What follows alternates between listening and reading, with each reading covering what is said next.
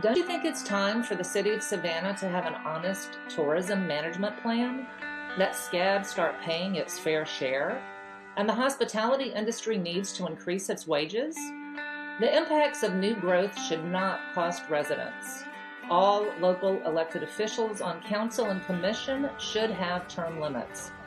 We're working hard to accomplish these policies. We need your help.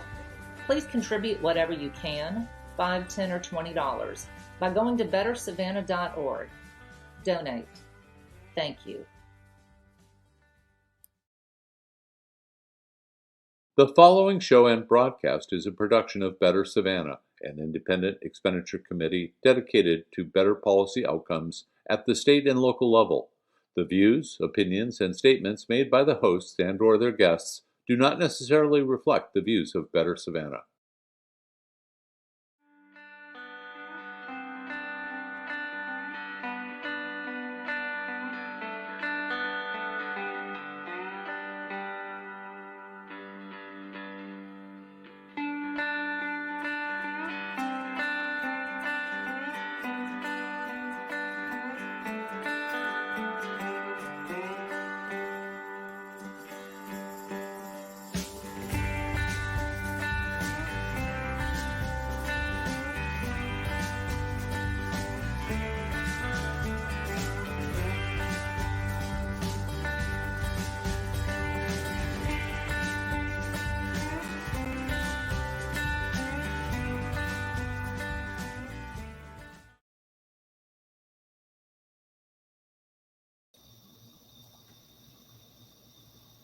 John? Chuck? John, can you hear me? I can hear you. Can you hear me? Perfect. Yeah, great, man. Hey, guys, it's John and Chuck here. We're recording this on Tuesday, July 20th. Just before we get started with our guest here, John, I want to mention on the top that the Weeping Time Brockington research was released. Today, the mayor had his press conference. We've had a lot of time invested in this Weeping Time Coalition fighting for preserving this property. And just, before we, go on and start our show, I wanted to give you an opportunity to maybe just share some of your thoughts since you've been a participant as this seems to move forward now that council has signed off on it, that the Brockington's research has come in. Any final thoughts on this? Well, obviously I'm disappointed, significantly disappointed.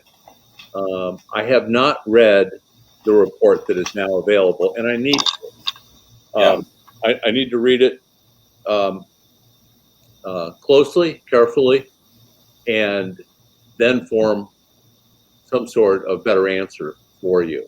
Yeah. I understand that it's not good news, but I'm not going to wholeheartedly validate in my own thinking the report without having read it. So right. I think you and I are going to have ample opportunity in the near future to have an in-depth discussion about it. And one of the things that I will tell you that's going on in the back of my mind is if the report is accurate and the Salvation Army gets to do their project, that's I guess good for them and bad for the neighborhood. But there still is a boatload of land that is has no plans for it. And I think the best bounce back or response that we could have facing this setback is to start focusing on what we're going to do to commemorate and preserve the land that is in fact the Weeping. Yeah, I think we all agree that the Bradley plywood property is for sure 100% part of the property. And I think we should turn our focus to that. I think you're reading my mind kind of exactly. I've been in a lot of Facebook threads and discussions about this, a lot of strong opinions both ways. But, if this issue with the Salvation Army special use permit is gone and passed, then what we could do now is focus on the rest of the land connected to that event that is available to preserve. Right. Sorry for the interruption, but that's going to take money, and if I were on city council right now, I would be thinking long and hard about how to fund the acquisition of what's left. I would be looking at the 2% increase in hotel motel tax. That's right. I mean, that was all predicated this year in the session as a effort to increase African American tourism and conventions. Natural fit there. I would also be looking at SPLOST 8, which is a couple years down the road. Yeah. So, I think, again, this is just a good update for all of our viewers and listeners who, if you've been following our show, you know that this issue has been kind of at the forefront for us for a big part of this year. And now that council has, announced the findings, we wanted to, give a quick update at the top of the show. But I want to move into our main segment here. You got, we see the comments, guys. I mean, we understand that there's people who kind of are not understanding where we're coming from when we're talking about adequately staffing the police department.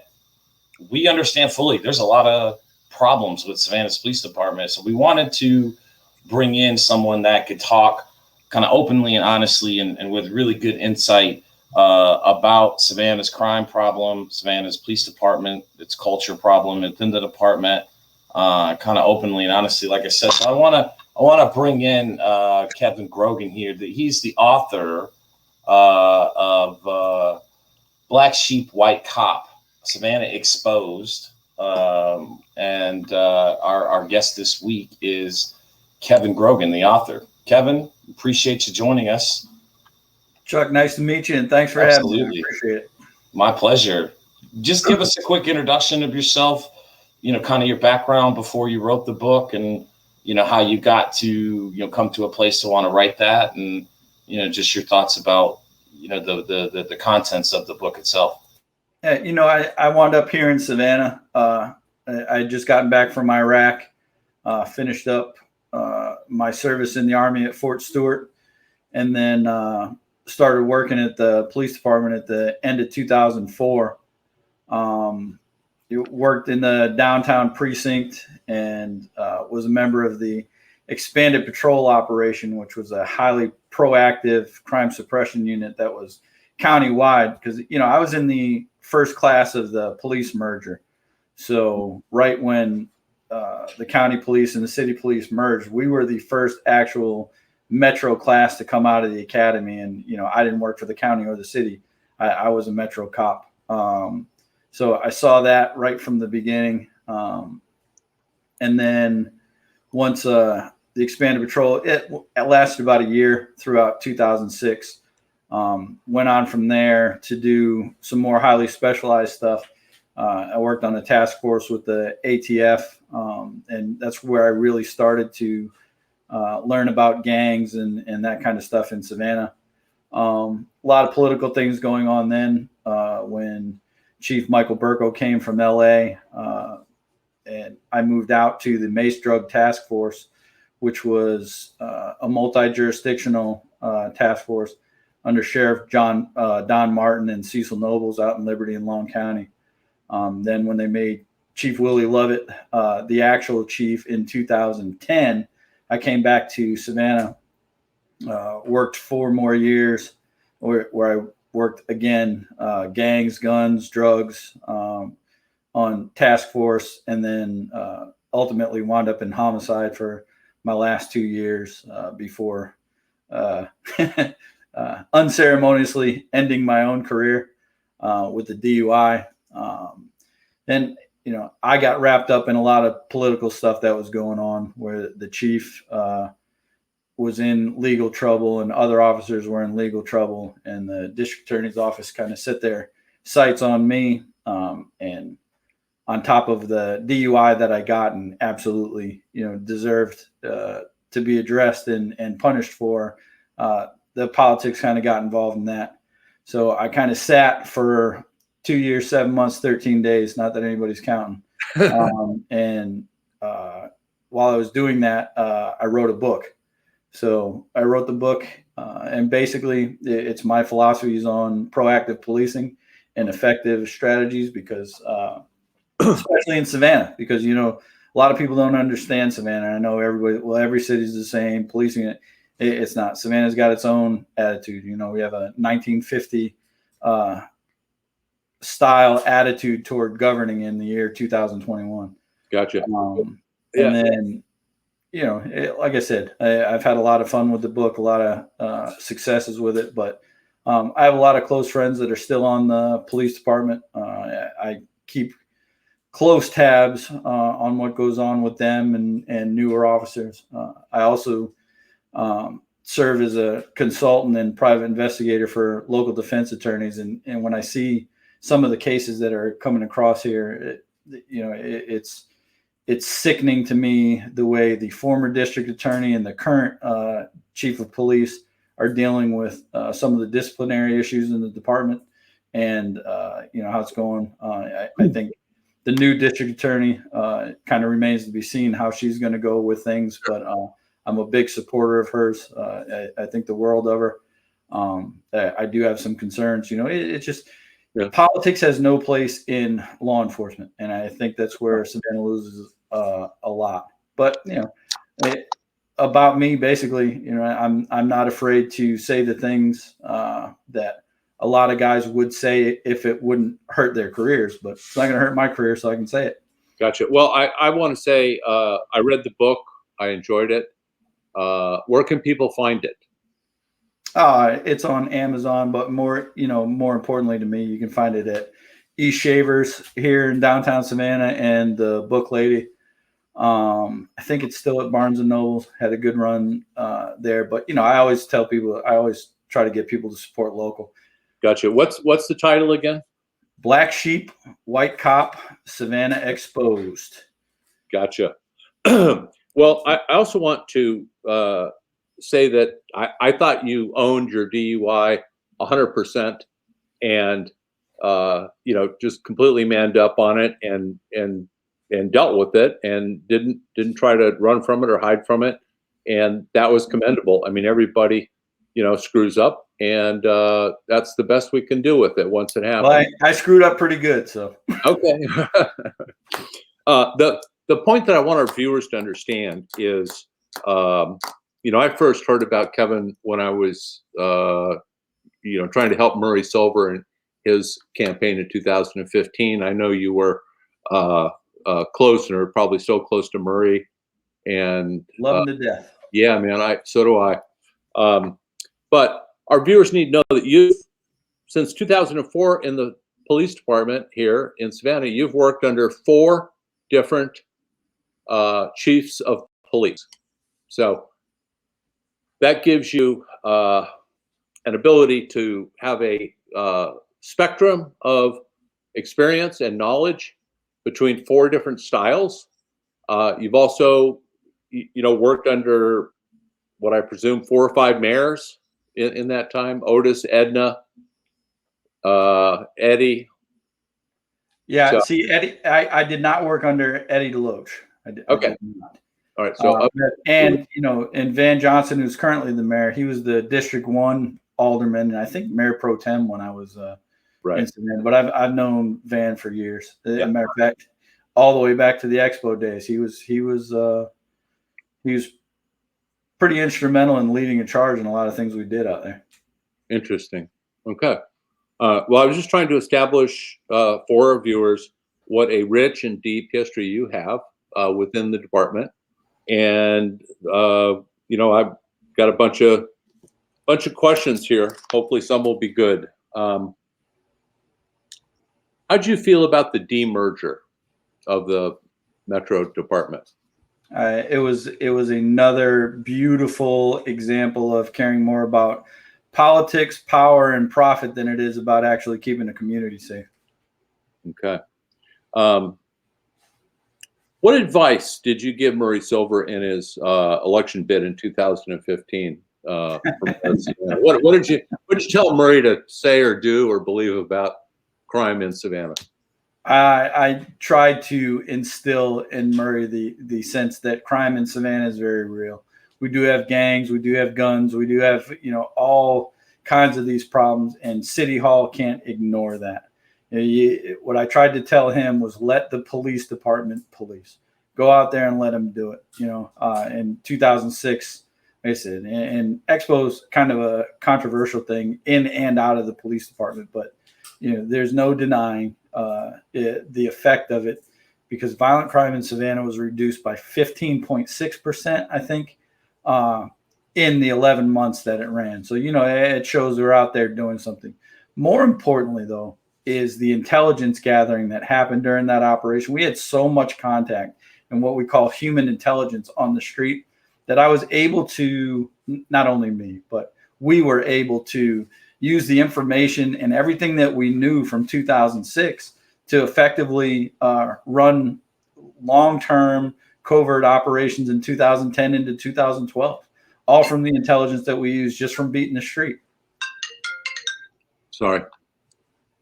Okay, so it would be safe to say that you have great confidence and belief in intelligence is critical to successful policing. I don't think there is any way to effectively to police a community if you do not have actual and accurate intelligence of what's going on in your community, in the criminal, especially in the criminal element. Okay. We're going to talk more about this, but you probably discovered that Better Savannah's position is that elected officials should never say that we have a service district of 145,000 citizens. Of course, what I'm working towards here is a reality-based service area that includes the census of 145,000 plus 11,000 SCAD students plus 30 or 40,000 visitors on daily average plus 4,000 homeless, and before you know it, poof, your 145,000 service area becomes a 210,000 service area. We talked before the show about this, but tell our viewers, do you agree with that? That's the real service number we should be thinking. 100%. And the thing is, despite what we see nationally and with movements to defund police departments and that kind of stuff, you can never have enough police. You can't. Your city's not safe if you don't have, one, the numbers, and two, the effectiveness. Okay, well, in August of 2019, Savannah Police Department members sent a letter to local leaders citing a lack of trust in the command staff. Then, just a year later, in April of 2020, 77 members of the department sent a letter of complaint to the city council, specifically this time against Chief Minter. I imagine some of those people in the 2019 complaint and some in this most recent complaint, but is that normal in police departments to have such a volume of people willing to, I know the first letter was kind of anonymous, and the second letter, some people were willing to sign it and others weren't, but regardless, what does that tell us, Kevin? It's a huge alarm. The law enforcement community, I got to tell you, as a whole, maybe within the department, you might get some of it, but as a whole, law enforcement, they're not real whiny. They don't really complain. They just go out and do their duty. So that first letter, which was anonymous in 2019, and I know who wrote it. The thing is, I thought it was a mistake, one, to do it anonymously because it kind of took the teeth out of it. Sure. But most of the claims in it were 100% accurate. And then the more recent complaint where you had 77, and the reason you only had 77 is because they stopped it early. They just wanted to get enough to get it going. And I know a lot of the people that got that thing going, and I know for a fact, and from professional and personal experience, they're not crybabies. They're not whiners. So if things were so bad that they felt that they had to voice those complaints, it's worse than we'll ever understand. Yeah, and that second letter, I believe, had command staff signing on to it as well. I think there was. It was initiated by members of command staff, and again, I won't throw names out there, but not crybabies. I mean, legitimate professionals, and their goal was not to, oh, poor me. Their goal was to improve the work environment for their subordinates. And I know that for a fact. And again, if it's coming from there, you gotta, they sign their names to it. And there's been retribution on some of the cases. Really, it's just really nasty. Well, rather than delaying the question 20 minutes in here, John, let's just ask it now. Why is the chief still there? No clue. Why does the chief still have a job? I have no clue. I actually went to Curtis Pertee, one of the aldermen, and I asked the mayor directly, maybe inappropriately because it's really not the mayor's decision, it's the city manager's. But I have no clue why he is still the chief. I think he continues to demonstrate inconsistent leadership. And I think if you turn on WTOC, WSAV, any of the news, you see the city is not safe. Crime is not down. The police department, who are represented by their chief, are not effective. So why is he still there? I have no clue. John. Kevin, I don't know if you got a chance to review a couple of our episodes ago. We covered Alderman Pertee's town hall on crime. I didn't see it. It's I think it's episode 44, 43. John, I'll have to go and look and put it in the description of the episode for this one we're recording. You say nice things about me, I hope. Oh, well, we weren't talking about you, but I just want to push back on what you just said there. I don't think it's inappropriate to ask the mayor that at all. Okay. All right. The city council is a board of directors for the municipal corporation we know as Savannah, Georgia. Right. In the real corporate world, if a subordinate of a chief executive officer was tanking a corporation, that board of directors would fire that CEO if they didn't fire that subordinate. Right. No, absolutely. So I just point out that, again, I understand it's not Van's direct decision, but I said this on that episode and I want to reiterate it. The Savannah City Council is supposed to meet, I think we're going to release this episode on the 22nd, this Thursday. They're supposed to meet to hire a new city manager Thursday. They could tell Michael Brown, hey, look, man, you can either exit gracefully in retirement, or we can fire you for not firing the chief. I mean, I don't understand how that's not the leverage point we're talking about here. I mean, to me, that's the real issue. Well, I can tell you, and I have no qualms about saying it, but Chief Mentor has failed the officers of his department, and which in turn is failing the citizens of our community. It's terrible. He has made it almost an untenable situation. It's guys who love police work and being police officers are scared to go to work now. The inconsistency in discipline, it's sickening. He follows a policy in one case and not in others. He points in one direction while hiding his hand in another.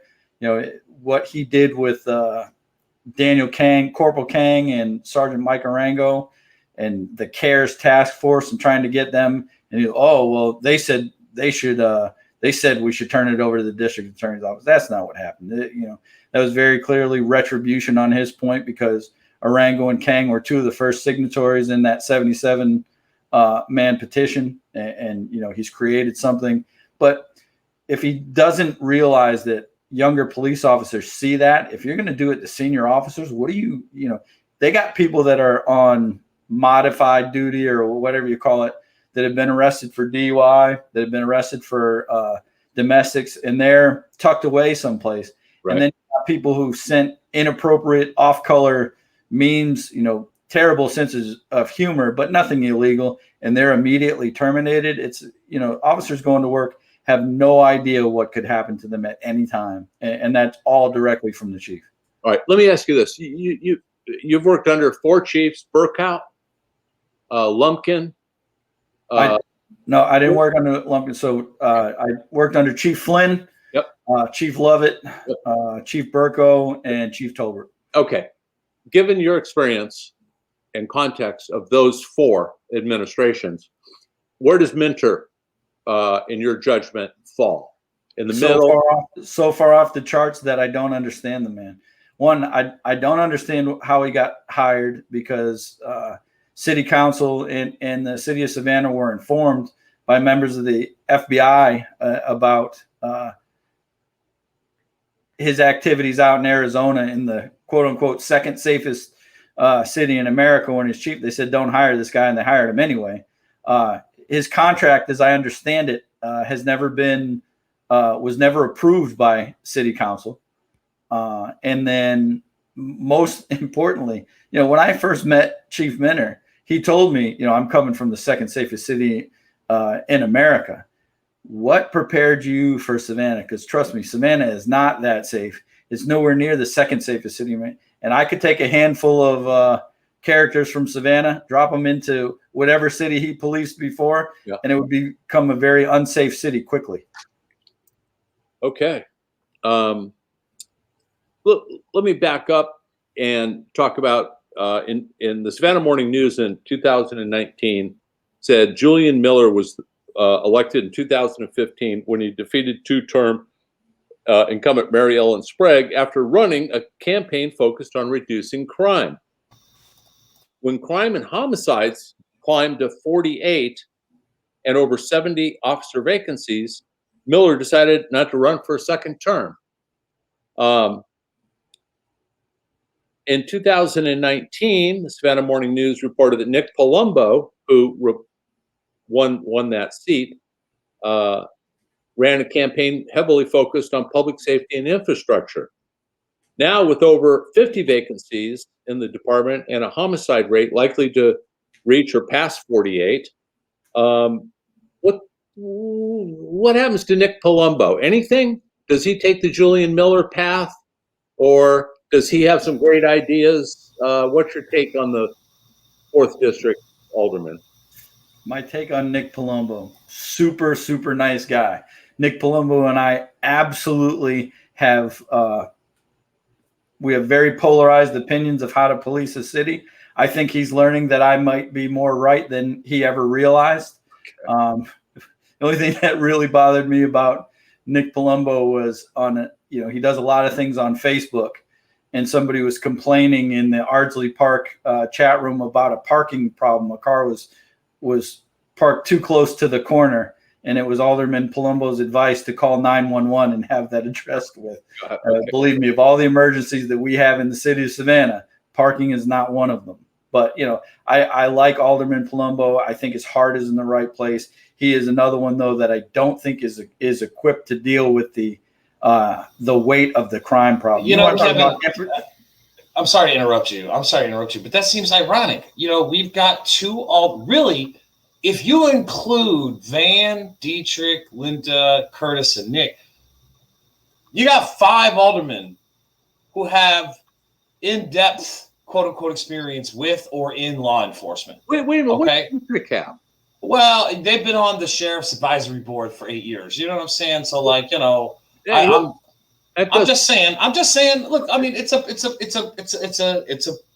position that was given to them by the constitutional officer, over law enforcement in the county. I'm not going to say it's in-depth experience, but it's in or around experience. But certainly Van, Nick, and Curtis Pertee all have direct law enforcement experience. So what's the issue, Kevin, that they have this experience and aren't able to apply it? I'm going to be, like I said, you can probably tell I'm a pretty candid person. But I am going to be delicate in the way that I answer this. Okay. And it's one of the things that I actually wrote about it in the book. All right. Just because you have a badge and a gun, all right, doesn't make you a police officer. They're very different types of, they're not natural born police is what you're saying. Well, it's not even so much that. All right. But you have, the best way it was ever put to be was by a guy named Sergeant Mike Robbins. You have career police officers and you have cops. All right. Okay. The men and women that reduce crime in the city are cops, not career police officers, not report writers, not people who go out and you got to be an instinctive police officer. And nothing against Nick, nothing against Curtis, nothing against Van, nothing against Linda. But They were not cops. Okay? They don't understand the streets. They go out and here is an issue that I've had, put it this way. I don't know if you guys agree or not, but Savannah has a very big gang problem. All right. Yeah. In 2007, we hired the deputy chief of police from Los Angeles. Los Angeles is credited with being, basically where the Pyrus and Crips, so Bloods and Crips, were born and grew into what they are nationally in Los Angeles. Right. So I would assume the deputy chief of police has a good grip on, or at least experience and understanding of gangs and how they work. Michael Burko came to Savannah, Georgia, and could not get a grasp on how our gangs work. All right. That to me speaks volumes about some of the issues that we have. So hiring outside chiefs and that kind of stuff, you have to have police that understand Savannah to police Savannah. Well, does that mean we should make an extra effort to find locally born and raised people to work in the department? I think lead the department. I think lead the department. I think because I'll tell you this. You know what? And not tooting my horn or others' horns, but I'm not a Savannah guy. But I came in and I got it because I was shown by some of the old Savannah blood. This is how this city works. This is how you work in Hitch Village. This is how you work in Yamacraw. This is how you work in Cloverdale. This is how you work in Kyler Brownsville. This is how you talk to people. Okay? And they knew because they grew up there. All right. And it doesn't really have anything to do with race. It has to do with people. All right. I think we hide behind race way too much. I think we got to deal more with human beings than whatever. But I respect culture, no matter, nationality, sexual preference, religion, whatever. I respect culture. All right. But I focus more on people. I want to separate the two things you mentioned in your phrase we're diving into right now is, I agree with you that we got to have better local intelligence trained type of officers leading the field here. But when you say that Chief Burkow came from Los Angeles and couldn't get a control on gangs here, I don't think they ever got a control on gangs in Los Angeles. Now, I never lived there. John has. But this is a city, like you said, notorious for them. But not just that. They have the largest police gang in Los Angeles with the most convictions of officers in an organized crime racket. I know you know what I'm talking about at the Sheriff's Department in Los Angeles County. And the thing is just to be abundantly clear, I didn't say he didn't get control of it. Nobody has ever gotten control of gangs. We've never gotten control of crime. Crime will never stop. However, he could understand and speak quite intelligently because I had conversations with him on gangs, all right, about gangs in LA. But you could not have that same intelligent conversation about the gangs here in Savannah. And their gangs, it drives me nuts when we call them groups. Well, they're groups in conflict. No, they're gangs and they're killing each other. Yeah. Look, I think there's gangs on the street. I think there's gangs in the boardroom, Kevin. Right? You know what I'm saying? Like I don't disagree. I just want to be clear. Let's not act like this is only a poor people's problem or a black people's problem. The reason there's so much organized crime in Savannah is because there's so much organized opportunity in Savannah. Oh, absolutely. We're a port city. It's a port city. There's so much wealth passing through this place. Let me state a supposition, and go ahead, John. Tell me if you agree with it. It seems to me, Kevin, that and I've been here almost 29 years. It seems to me that for the longest time, meaning city government and our elected people, would not admit that we had a crime problem. It was a huge hurdle to actually admit that. Am I right that there was a huge reluctance to publicly use that phraseology and deal with it? It's now more common, but for the longest time, and I don't think gangs just developed in the last 3 or 4 years. Oh God, no. So why was that a PR design to don't say gangs, call them groups? Absolutely. Okay. Absolutely. And the thing is, you know, Jose Ramirez was the gang investigator when I first started policing here, and he started talking about gangs in a meeting in the squad room, and he was reprimanded for using that crazy word.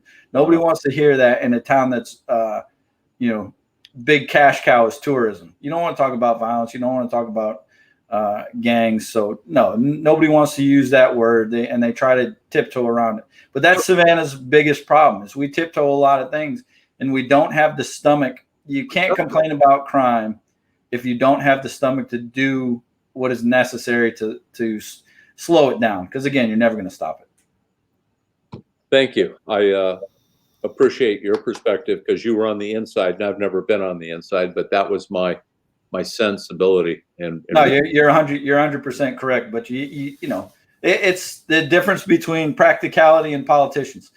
Politicians have to choose their words so carefully. You know, you cannot afford to do that when you're talking about life and death. And the thing is, that's what our crime problem here in Savannah.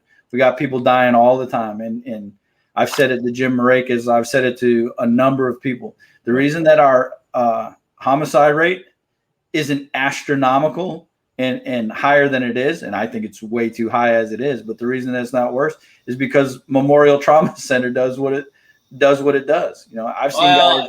It's that, and another officer once told me that, you know, most of these kids, they couldn't hit the broadside of a barn. You know, like they don't really know how to shoot, and that's a big difference between us and like Los Angeles or Chicago is that the gangs there actually train and you know what I'm saying, like the kids here mostly. What I see is kind of like a lot of more organizations here that are disparate and competing in terms of gangs. I don't see, say, 2 main sects like you would see, or 4 main sects, you know, or whatever you want to call them. I see a bunch of kind of like amateur ragtag groups all competing for resources and sales of contraband, right?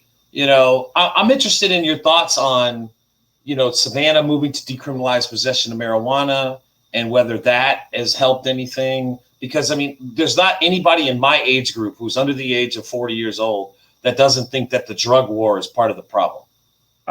We lost the war on drugs a long time ago. And believe me, I was a soldier in the war on drugs for a long time. And anybody who says that there's a chance of winning is crazy. But does that mean we have to stop?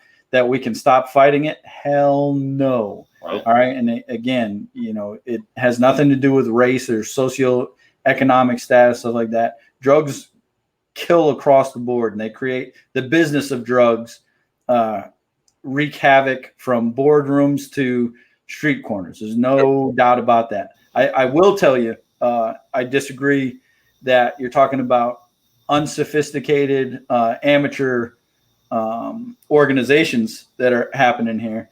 You know, Savannah has neighborhoods, neighborhoods that those are your gangs. If you're born from a certain neighborhood, that's what you identify with. And it's a crime-ridden neighborhood. That's what you come up with. Now you get sent off to jail, you get sent off to prison a couple times, you get indoctrinated into the gangster disciples, the Bloods, the Crips, all of these things. But then you come back to Savannah, in an East Savannah where you're a Blood, but your cousin's a Crip. Now you got family issues in it, but it becomes very sophisticated. And that's how we get it. That's how we get it in Avery Street. Well, and the thing is, I was just gonna bring that up because let me tell you, Avery Street, that was my beat, Hitch Village and Fred Wessels. So when I saw that, I was saddened, and when I heard some of the names of who may or may not have been involved and that kind of stuff, they're the juniors of some of the guys that I used to deal with. You know, so it's sickening to me that something like happens, and whether you're a good shot or not. But that's how 18-month-old babies get shot. Or you know, it doesn't matter if you're good. Stray bullets can hit anybody. Doesn't matter if that's who you meant to hit or not. But it's a huge problem. But the fact that they felt comfortable enough that they could get into a car with all of these weapons, drive across town, and I'm not saying they drove across town. I suspect they did. But and unleash a payload like they did on Avery Drive shows you that they're not afraid of police intervention. They know they're not getting stopped by the cops anymore because all I need to do is call, grandma, auntie, cousin, uncle, dad, whoever, to call and complain to City Hall or the police chief, and they'll say, "Oh, let's not be too aggressive on our citizenry. We don't want such a strong-handed police department." Well, that's made criminals comfortable in this city. And like I said, I wrote about it 4 years ago, and it's more than come to fruition in the last couple of years. All right. Puzzle this for me. I've lived downtown for almost my entire 29 years, call it 27. And the central tourism core of downtown, as it gets later into the night, it seems like more police officers show up there. What my question is, Kevin, on a staffing level, where do those extra guys come from as it gets later? Are they specifically assigned, or are they rerouted from their beats temporarily down to the downtown as the bars are breaking up and people are dispersing? On a typical Thursday to Saturday, when you see X amount of cops downtown, how many are there versus the rest of the city? How that works today, I'm not sure, because the off-duty thing has changed a whole bunch. But when you have bars and restaurants and that kind of stuff on weekends, you have a lot of off-duty police officers, sheriff's department. Now you have Department of Transportation. You have GBI coming in. They work the off-duty downtown. So it's not just Savannah police officers. You have a much larger presence because these establishments are hiring off-duty police officers who are not serving in their regular capacity. They're just working securities for the bar, but they're in uniform. They're being paid by that private thing. So you do have a bulked up force downtown, but I think the precinct still operates the way it operates. So those extra people are not diluting from other beats per se? No. Okay. I don't believe that at all. Okay. So then what we're saying is that we are working our officers, 4 12s a week, 5 12s, whatever the number is. They must be tired as hell. Oh, and you're doing it on skeleton crews, okay? And they're riding call to call to call, okay? The calls for service because a barking dog here, things that I don't think are police issues. They're tying up our officers in this. I don't even know how to say it. Yeah, it's the same people talking about we don't need more officers that are calling in. You know what I'm saying? Like that type of putting stress on the system. This is like the same. This is like how we're arguing about how SCAD needs to pay something into the system. Do you think their students aren't calling for service? You think their students aren't calling 911 guys? Yeah. That's our police going. We're paying for that. They're not paying for it. And the tourists who got a flat tire. Now you're calling the police department and they're coming out to change tires and do all this stuff, which is what cops have been doing since, the beginning of time. But now it's a big Facebook fad to put pictures on. Oh, he gave a homeless guy a sandwich. Oh, he stopped on the side of the road to help change a tire. Oh, he's played some basketball with some kids. Yeah. That's just what cops do. Okay. And that's the way they've always done it. But now it's a big thing because you have to counteract all the crap that's on mass media about racist police officers shooting people. But now it's gone so far that I see LinkedIn photographs, Facebook photographs where you have white police officers posing with little black babies with big smiles on their face to show, ooh, look how politically correct we are. We spend so much time now posing our police officers instead of letting them work that it's sickening. Well, let me push back a little bit on that, John. You mind if I ask this next question? No, go ahead. Yeah, all right. I it's very clear, Kevin. We're living in a very different era than the days of Expo. Okay, very right? different. You'd agree with that, right? Absolutely. These days, George Floyd, Ahmaud Arbery, Breonna Taylor. We can the list of unjustified police killings. Is long. I want to give you a chance to respond. Ahmaud Arbery was not killed by police officers. Well, he was the man was an investigator in the justice system. He was a retired investigator for the district attorney's office. You'd agree with that fact, right? Okay. Yes, so you're correct. He was not a sworn police officer, but close enough to the justice system that most people don't care to differentiate. Although I will make the distinction for you. Okay, I agree with what you're saying, but I'm just saying that these types of deaths are because of the media, like you said, because of social media. They're very known. All right. Now look, locally, we just had the shooting the other night. Okay. The mayor said in his press conference this morning, Tuesday, July 20th, that there is body cam footage. All right. We obviously need to see that. We need to know the story of what happened, right? Can I ask you one question on that, though? Sure. Why do we need to see that as the public? Why do we need to see that before the investigation's done? Oh, no, I'm not. That's not what I'm saying at all. No, I agree with you. No, the investigation needs to be completed. The district attorney needs to decide what they're going to do, and then it needs to be released, But that doesn't need to take 2 years, right? I don't think it will. Well, I don't think it will either. But you pull those stories from around the nation. McDonald in Chicago. The family settles for $7 million, and the tape gets delayed for 2 years to help Rahm Emanuel. You see what I'm saying? Like, it's not like it doesn't happen elsewhere. It could happen here in this case. I don't want to see that happen. We also had the in custody death of William Harvey. Again, no charges filed, but officers were fired. So clearly something went wrong if people were fired. Okay. Yeah, well, I mean, you could say that it's for politics, and I'll let you, delve into that, but I kind of want to just end this with, everybody's got a cell phone these days. They can whip it out and record you guys. I know that type of pressure, seems unfair these days.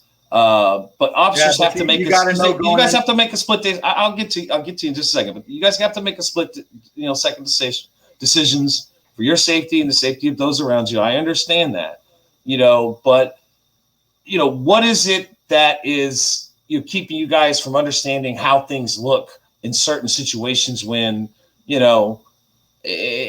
you got the wrong intelligence, right? Or maybe you got, the wrong guy, people look the same, it does happen. I think that we want to see officers feel confident in their decisions and that people have their back. But I think that there's a lot of times where people don't take full responsibility, and that just leads to further distrust in the community. I know I just threw a lot at you there, so I'll give you a chance to respond, Kevin. No, and you did, but I 100% agree with you on a couple of the points there. Now, anybody getting into law enforcement now, if you're not aware that you're going to wind up on YouTube or social media or, very quickly on CNN, then you're just not aware of your surroundings. And situational awareness is one of the most important things to do when you're working the street. Now you have to include that. And I thank God every day that, cameras weren't around because, especially when you're talking about police uses of force, I don't care if it's the most meek, mild, and lowest level of force used, it will never look good on a video. And meek and mild is not how you use force on the street. When you're dealing with real bad guys and real bad situations, and you're talking about guns and that kind of stuff, those uses of force are going to look terrible. All right. And that's something that I think we should kind of shield the public from having to see. But again, in 2014 with Ferguson, Missouri, transparency became the huge thing. We have to see what's going on. Hands up, don't shoot, all that kind of stuff. We heard for years, I still hear hands up, don't shoot. I can't breathe from Eric Garner in New York City. You hear all of these things, but the hands up, don't shoot. Did they, after all forensics were done and after all the investigation was done, that forensically and scientifically proved that hands up, don't shoot never happened? Has anybody ever gone back? Again, I don't want to litigate each of these national examples. No. I think the trend is the point, right? No, the nationalization, the media focus, even if 5% of these cases are bullshit, doesn't excuse the other 95, Kevin, right? I'm gonna say that 95% of the cases are bullshit, and it does not excuse the 5%. I think the numbers are going to be debated. I think most people viewing this will disagree with your assessment of what those numbers are, but that's fine. Most people do, and I can only say that because they haven't been where I've been. I completely get it. Okay, I've got a question to change the subject here. It comes from a Better Savannah follower. They asked this question, Kevin. If the Savannah Police Department has not kept a fully staffed police department for any length of time, and the city has an overall high crime rate, and the department has low pay, what's the incentive for someone to join the Savannah Police Department? What's the incentive for people to get into police work at all? Because police work nowadays, it can be picked apart by anybody who has an opinion, watches TV, no training, no experience, no anything, but they can get up and say the cop should have done this, and it's become acceptable in our society to question and second guess trained professionals in how they do their job. You know, we've focused so much on looking for the George Floyd incidents and when you finally get one, everybody is like excited, like, oh boy, we finally caught a cop that actually committed a crime, which they absolutely did in the George Floyd case. But there's so much sensationalism going around trying to find it. And it's nowhere near the problem that, we've made it out to be nationally. And the big thing about that is why would anybody pick up a badge and a gun now, knowing the type of scrutiny that you're going? And police work, you've never made any money. Money is never the motivating factor. And the question here really is focused on Savannah Police Department. Yeah, well, and understaffed, underpaid. I disagree, Kevin. If money wasn't a focus, then there wouldn't be as much off-duty work. Man, I can tell you this. Anybody I've ever worked with, the last thing they were worried really about how much money they made, and they would go find it in extra duty and that kind of stuff. But what again, our salaries again, like, all right, so my background's more in economics, okay? So, that desire to go get the pay elsewhere is in and of itself an indictment of the pay. Okay, isn't that you may not want to recognize it that way. Well, but when you look at it from an economic standpoint, that's the fact there. But I think more people are leaving. Like recently they had, I think, 7 officers leave Savannah and go to Port Wentworth. That was not for the money. That was for the environment. Sure. And I think, what's going on within the police department, these guys are scared to go to work. Guys and girls are scared to go to work because they don't know what's going to happen to them, whether they do wrong or right. They have no. They don't know if they're on the right side of the fence. They don't know if they're on the right side of the fence going forward. And if anything happens questionable, and you mentioned I believe his name was William Harvey, the hanging incident in the interview room.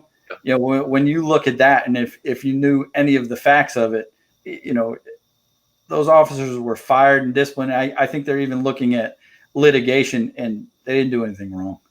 I mean, again, how do you know that? I don't. I'm not saying I do. I'm not saying I do. All I'm saying is, how do you know that? Because I work for the attorney that's representing one of the young ladies involved, and I'm doing the private investigation. I mean, I wouldn't want you to be spoiling anything to do with that case. I'm sure the attorney feels the same way. To discuss that. Yeah, but I do. Well, look, if that's true, then that will see its day in court. And those people will be justified. All I know is, a 6-year-old man with no previous, suicidal tendencies seem to just, off himself randomly. Absolutely. You can't sell that. You can't sell that in West Savannah, East Savannah. Well, you don't have to sell it in East or West Savannah. And like I said, when it comes out, it'll come out. The facts will go out. But it's the same thing that happened, with Corporal Kang and Sergeant Arango. They've been indicted for felonies and they didn't commit crimes. It's the same thing that happened with me. I committed one crime, and because it was politically expedient and convenient for a district attorney, they indicted me on those charges. They did the same thing to Malik Khalis. They indicted him on charges of crimes he absolutely did not commit. Okay, but even I am guilty of when they indicted Malik Khalis. I looked at the fact, I looked at what was going on. I was like, man, if they indicted him, there has to be something here. I didn't know until I read the entire case that it was complete crap. It was completely fabricated and based on conjecture and not fact. Well, let's circle the wagons here for a moment, and let's deal with what we know. We know the department has a budgeted allocation of $400 or 540 police officers. And they're short staffed. And I think we talked about it before, John. And, in the last 3 years since Roy Mentor has taken the helm, 309 and probably more than that. This is as of last month. So 309 police officers have resigned. 70 plus have been terminated or separated.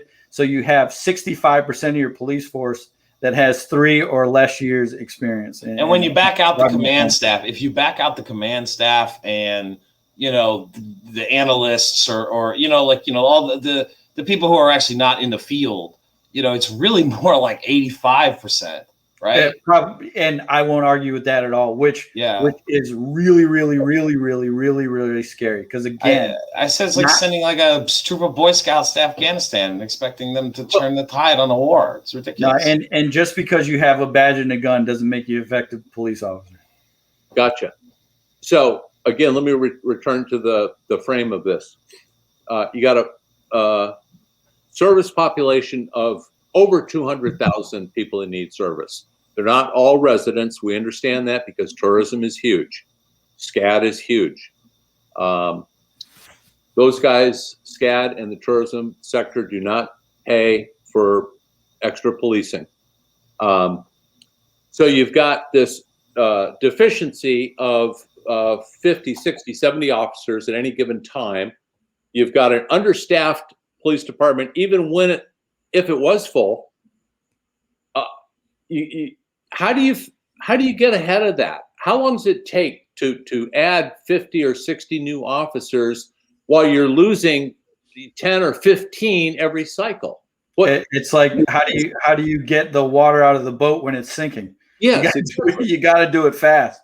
And the thing is, I'll tell you, I have a lot of opinions on that. One of it is, Savannah's policy, I believe it's still, you cannot have lateral entry.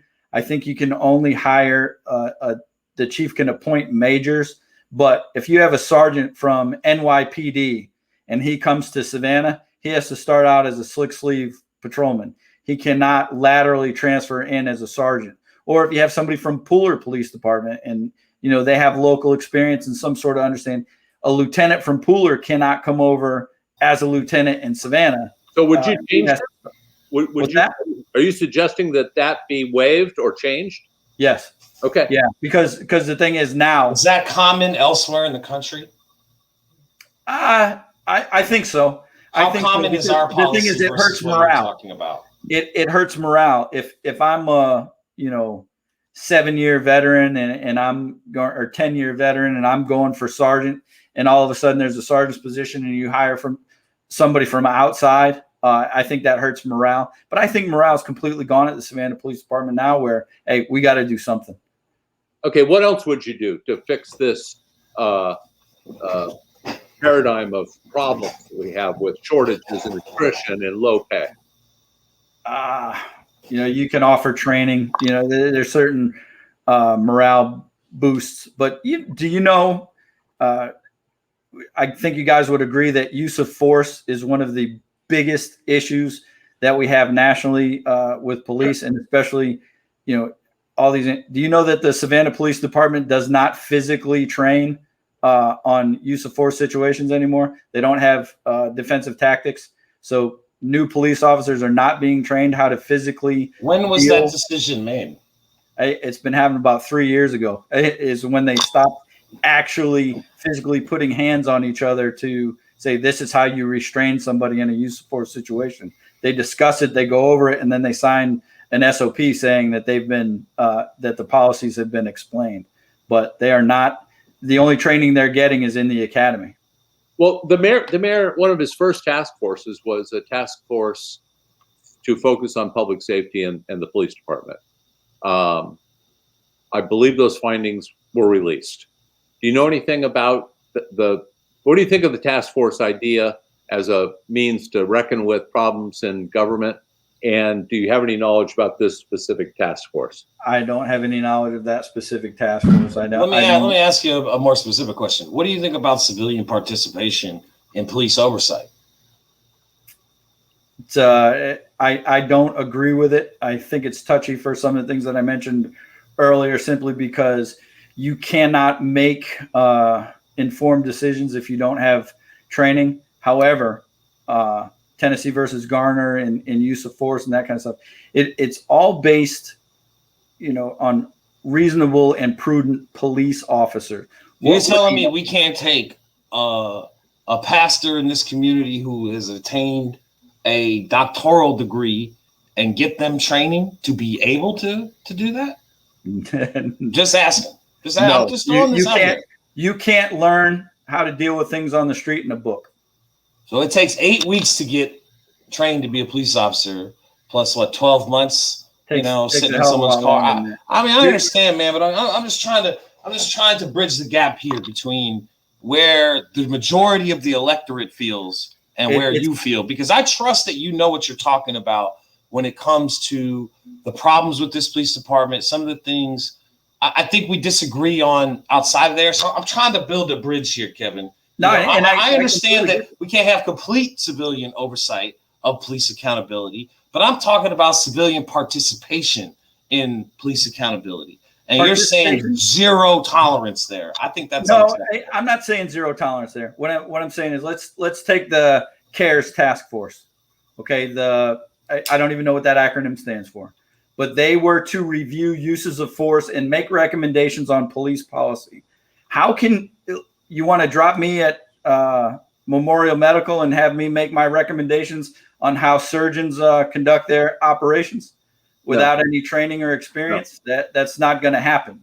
Now, as far as perception and that kind of stuff, do a civilian's insight, would that help with a lot of the communication? I believe so. But one of the two biggest things we have to have is candor and integrity. Okay. We have to be very, very, very honest about what our problems are. And we have to be brave enough to honestly say what's going on. And that's where I run into a lot of things, because I have all sorts of candid opinions. Not a lot of people want to hear what I have to say, because we're not ready to go where I think that's something all three of us on this screen share, for better or for worse. No, absolutely. And the thing is, when you speak your mind, you get a lot of pushback, and it doesn't really matter what the topics are. But when you're talking about law enforcement in the United States of America, specifically in Savannah, Georgia, in 2021, you're going to get a lot of pushback. All right, let me ask you this question. Would you agree that the performance of a chief of police is a reflection of city council and the city manager? Unfortunately, absolutely, especially in this case. Okay, and does that work both ways? That is, a city councilman or mayor is only as good as his chief of police? I think that would be true if, because I believe, in specifically, you're talking about Chief Minner. Yeah. I think he represents exactly what City Hall wants him to do, because that's part of probably the reason he's still here. He'll do whatever they ask him to do and say, and at the demise of his own department. My perception is that Lumpkin was quite more independent than this. Lumpkin was not nearly as much of an attaboy or whatever you want to call it. I don't want to be offensive here, but he was not nowhere near. He was not a puppet. He was nowhere near. He would tell City Hall where to go with their right. I know of. I've heard about some F-bombs dropped between City Hall and Lumpkin before. Yeah, and he would tell them, and there were times that I understand I wasn't there personally, but there were times he said, "Hey, if that's the decision you guys are going to make, you can have my badge and gun. I'll go." Because I don't. Oh yeah, and that's not and his reputation and his background and his experience, documented. He was a little above reproach. He had no issues with candor whatsoever. Right. Chief Lumpkin, though, again, okay, and this has been a problem with police chiefs since I've started. Okay, they all get up, and especially now, okay, they all say, and this is another national thing, but specifically in Savannah, everybody's solution is to get up and say, when crime happened, we need the community's help. Well, we absolutely do need the community's help. I agree with that. But Savannah has consistently and will consistently say, do your job. I'm not telling you anything, because in Savannah, we live in a village where it's more acceptable to be a murderer than it is to be a snitch. Yeah, so again, like I appreciate what you're saying, but the academic training in me pushes back. This is a community since slavery that has been oppressed, especially economically.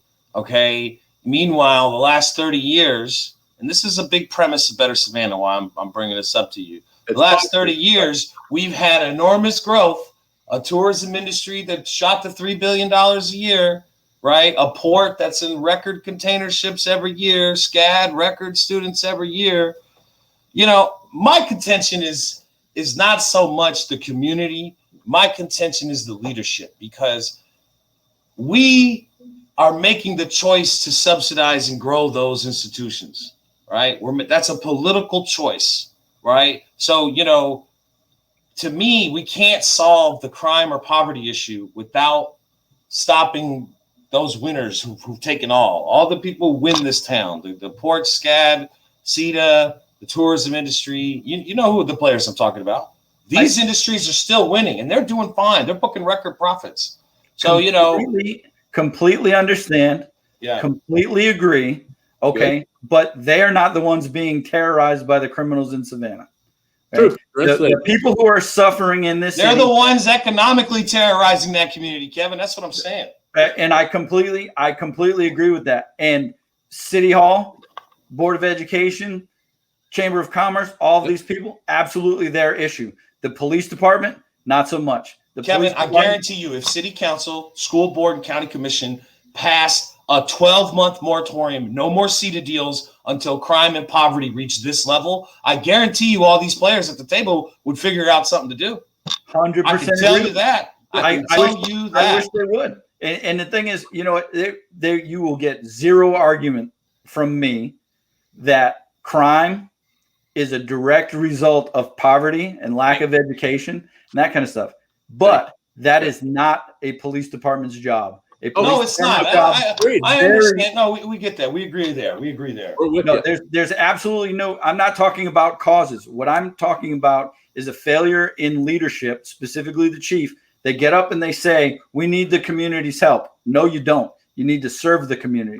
The community is told you they are not going to come forward. They are not going to offer you information. That kind of stuff. That does not relieve you of your duty, your sworn duty to protect our community.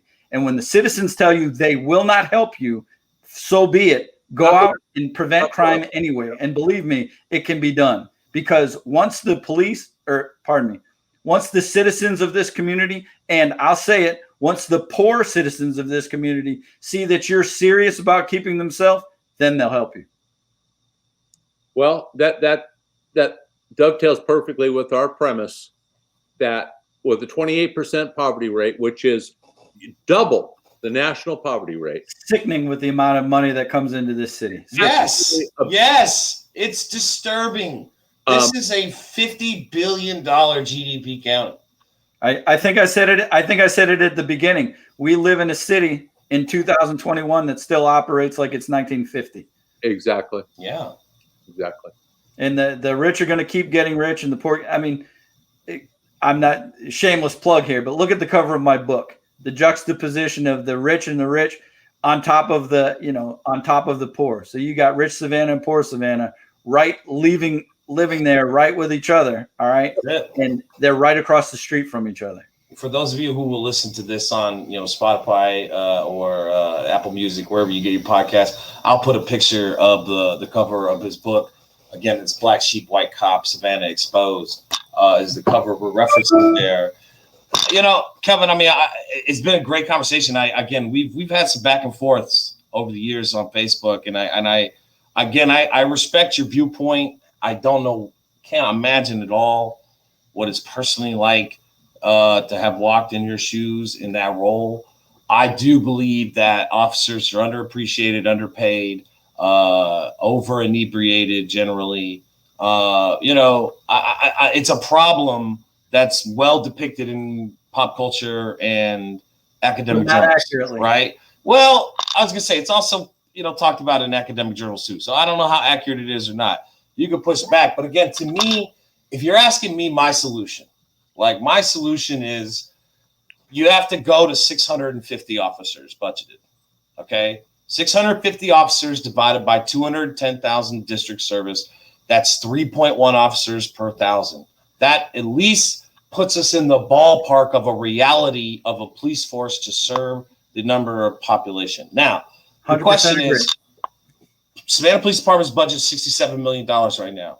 Okay, how much more does it have to be to service to have that much? Because the real question is, with benefits, everything, pension contribution, not the command staff, but how much does an officer in the field really cost us taxpayers? Do you know the answer to that? I don't know how much. I know the training numbers are astronomical. Sure. But I can tell you this, and here's really what it boils down to. Okay. Pay them, train them, do all of those things. Let them do their jobs. Okay. Stop critiquing what police are. Now, when they're wrong, absolutely go get them. All right, let's go. But let's not go looking for them to be wrong. Let them go out and actually police the city, and you will stop the attrition rate. Let me just tell you my math. Okay, 125 officers. Okay, let's just say for sake of a round number, I was going to say $80,000, John. Right, full training, cost, salary, benefits, pension, out the door. Let's just say that's how much it's going to cost per year, Kevin. All right, 125 officers times $80,000 per year. That's $10 million. Okay, here's what I know. Okay, Visit Savannah collects $18 to $24 million off the hotel motel tax. That's their contribution they get. Okay, to me, the most simplest funding source is to fire Visit Savannah, hire an organization that's going to agree to give back 2/3 of the money they get to pay for downtown police presence to protect the tourism industry itself, and fund it that way. All right. Additionally, I would raise the salaries of all field officers to a point where we could ban outside work. Okay, because I don't see the value to taxpayers of having an officer in duty clothes, in uniform, but not being able to physically police because they're not on duty, right? Or they're at least limited to what they could do. Am I wrong about that, Kevin? Yeah, you're wrong about that in that they're not being taken off the street. They're working in their regularly scheduled time off, and they have all the functions. Off-duty police officers, it's just a way to supplement your police force downtown. That's all good stuff. Now, let me tell you, from a police officer's point of view, do I wish I was getting paid enough where I didn't have to work on my off time, so I was not exhausted to go to work the next day? Because I can't tell you how many times I worked till 3 o'clock in the morning. I was just going to make the point. I was just going to say, so my next argument there is, I want our police rested and not stressed out coming to their shift, right? Yeah, I don't want them coming from 6 other jobs. The wear and tear, because I worked off duty because I had a phone bill to pay. I had to keep my lights on. I had to, because I was not making enough money to really sustain where you. But again, I'll tell you this: during my police career, especially the early part of my police career, I would have gone to work 40 hours a week and then gone to my job to make my living because I loved what I was doing. And I think most police officers, if their heart is in the right place to really do what they're doing, and I think most of them are, they do the job. It's because it's a calling, it really is. And that has become so cliche, but the wear and tear of your finances and that kind of stuff, it takes it. I mean, ultimately that's what got me, my own personal conduct. But my next thing is, instead of allowing the private market to do this with incentives for, come, we'll let you live for free in this apartment complex, right? You know what I'm talking about. Yeah. Right. Absolutely. Okay. We need to do that as a city. Okay. Where are the worst places? Okay. Who wants to get a house? Who wants 10% for free down payment on a house over here in this crime neighborhood that we need help in? Right. You see what I'm saying here? Like we've let the private sector, determine the outcome of our resource deployment. Like, that's so stupid. We're talking about public safety. We're not talking about tax, policy. We're talking about public safety. Go ahead, John. Okay. You did an interesting calculation on the tourism tax, the hotel motel tax. You know that, Chuck, that I've lobbied, and just today we understand that SCAD is now $1 billion a year operation. Okay. They have $1 billion. Their net worth is $1 billion. Okay. If there's 11,000 students and SCAD were to charge each student on their tuition bill, which is already $40,000-$50,000 a year, right? $400 a year. That's all. Okay. $400 a year. $130 a quarter. Yeah. That would generate $4.4 million. We're halfway there to getting where we need to get. Not even counting the money from the hotel motel tax. This is a lack of political will to create fair deals where the winners don't take all, where they share a little bit, because they're the ones that are getting the service. Guys, and all of those solutions, I'm 100% with you. I say pay the cops more, get more money from the private sector to fund policing and that kind of stuff. Absolutely. But I will tell you, that's not going to fix the crime problem. That is not going to fix the attrition rate for the officers themselves. What needs to happen is the current chief of police needs to go, and he needs to be replaced by somebody who understands this place and police work. And we need to move into a new era of policing in Savannah, unfortunately. My next reform would be, I think, and I personally believe this should be mandated for all city employees, but I think all of our police officers should live in Savannah. I know that that's not going to be popular amongst the rank and file, but again, you'd get a ton of blowback from that. I hear you. Man. But I'm 100% in agreement with you. Again, that's why I'm going to compromise elsewhere, like almost doubling salaries basically across the board, almost over a 5-year period. I mean, that's really what you got to do. So again, it's not that I don't think it's not fair. That's why we're going to pay you more to deal with that. Do you want this career that's going to have a pension and you're getting these incentives to get this house here that helps us out with this there? You either want the career or you don't. So I get that. Are you paying the right guys, or are you just paying everybody? I hear you. Look, I hear you. I think Kevin has been exceptionally clear that he agrees with us on the quantity, okay, and the funding. 100%. He's talking about the quality.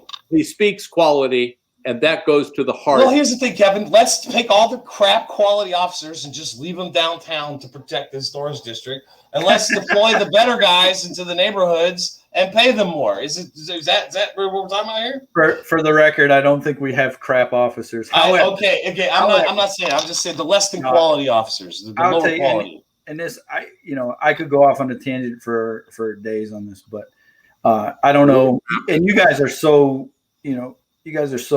switched on to what goes on in the city. And I don't know if you remember, but near the end of Willie Lovett's administration, they had come up with a 20-man narcotics task force. They were going to do this thing. It was going to be a very proactive thing. It had 2 captains, and it was going to have some leadership and a bunch of guys to go out and do street level drugs because the chief was not happy with the counter narcotics team, which is the countywide CNT. Right, I was going to say this was the issue with CNT, right? So you're going to take 20 men off the street, away from patrol, which is taxing patrol, and patrol's always taxed. Even Minter said, "Oh, we're going to focus on patrol, and then get away from specialized units." But you need all of those things, and patrol is always the one that suffers. It's always going to be the inexperienced or patrol that's going to suffer.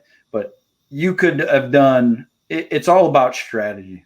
Okay, it really is. You could take 5 guys, 5 officers, male or female, and do much more than any 20-man task force was if you get the right 5 guys doing the right thing. I hear you. It's been enlightening for me.